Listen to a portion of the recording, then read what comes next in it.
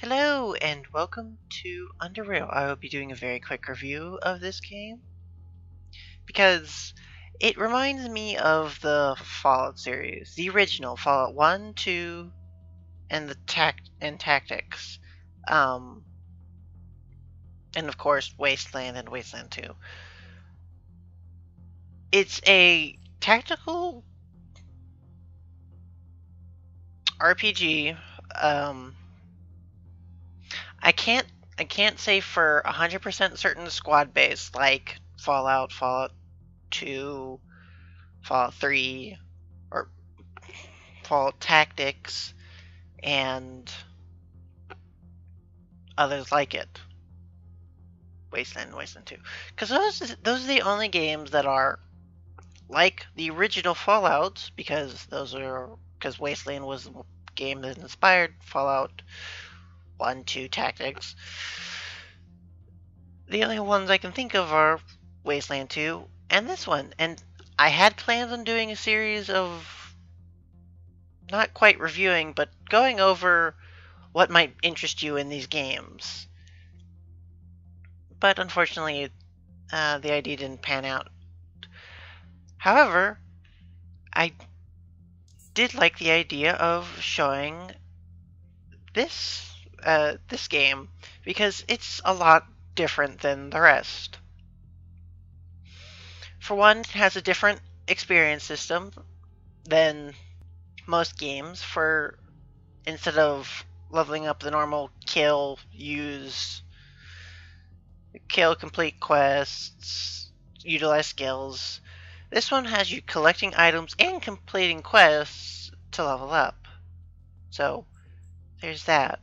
Now, this game is difficult, but then again, I'm not very good at tactical RPGs like this, so it might just be me. But I would suggest for your first playthrough, if you're getting a feel for the game, is just go on easy, get a feel for the combat and so on and so forth.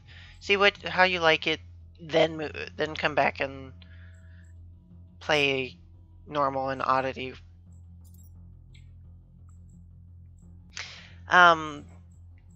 Your standard game: strength, dexterity, agility, constitution, perception, willpower, and intelligence. Very standard. But what makes it different is it has psychic powers, for one, and for two, similar to Fallout, you get feats, which I do believe unlock, much like the original, like Fallout 3, like the original Fallout 3, yes. You get a feat every level or every 2 levels. I unfortunately have not played this in a while.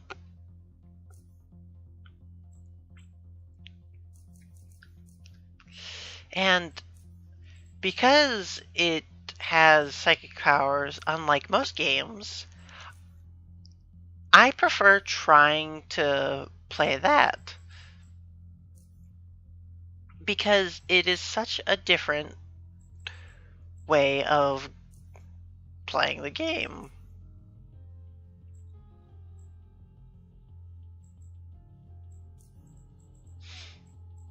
Because how many games that are like Fallout let you have...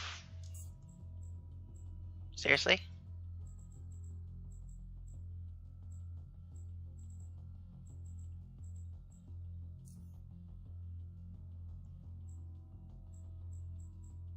Oh, that's right. I prefer getting biology so that I can make medicine and... Anywho, continuing my very basic review and showing you the graphics and so on and so forth. Skip the intro. This game is not voice. The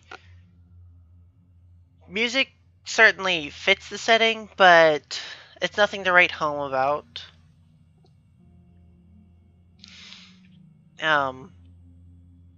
The gameplay is your standard point and click tactical game.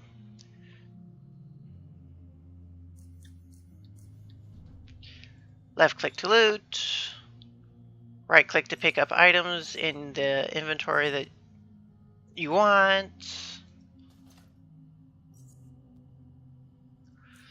I for inventory,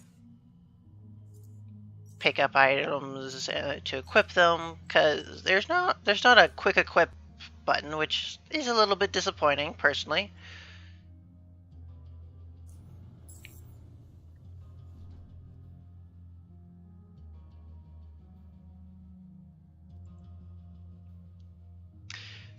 But it's your standard fare of you have your action bar over here on the right side of the screen. Sorry.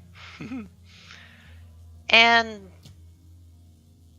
of course I missed. It's separated into two parts. The top portion of the bar, which is shown in yellow, is your movement points. That's how much you can move without eating into your action points. So you can move and shoot. But unfortunately, you cannot use your movement points to do more actions.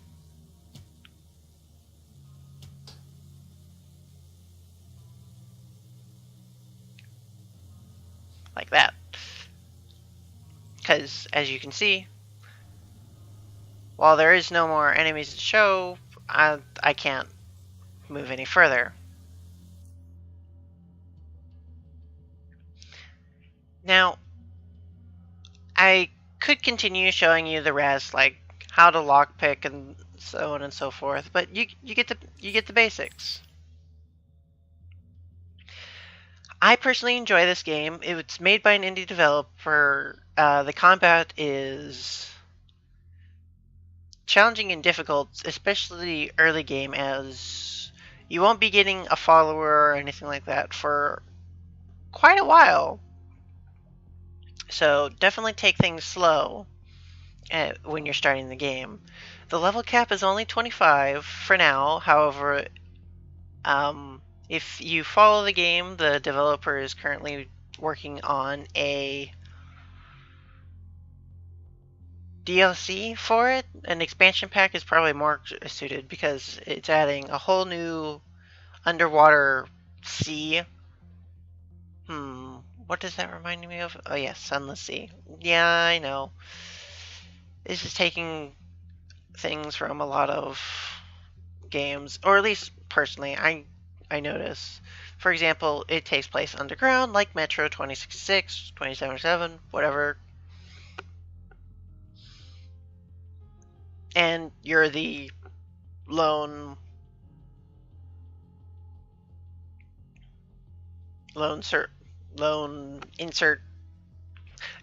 newcomer there. That's the title for your character. Ta-da! In the stations, and you're gonna cause trouble for the good or worse, depending on what factions and so on you side with. Anyways, that was my extremely quick review of UnderRail. I highly suggest it if you're looking for something a little bit different, though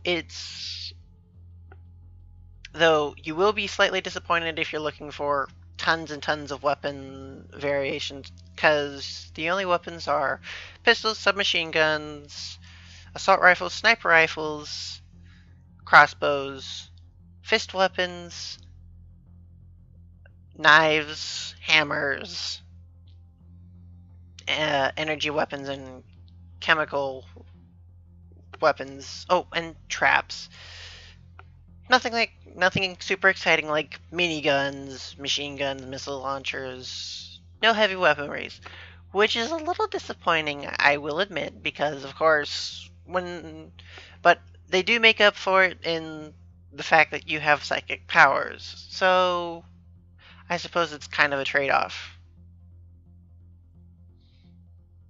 But then again, if you get to the later game with what was it called?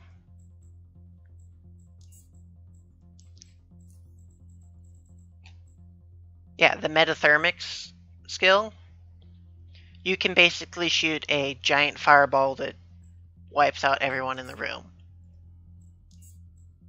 Although, if you are looking into the psi abilities, I would highly suggest avoiding thought control for the reason of it doesn't affect electronic enemies, and you can run into a fair few. So, it's not the most useful, but it can be helpful in a pinch against biological enemies. But as I said already, that was my quick review, and the link for the game will be in the description down below. You should check it out. I will see you all later. Bye!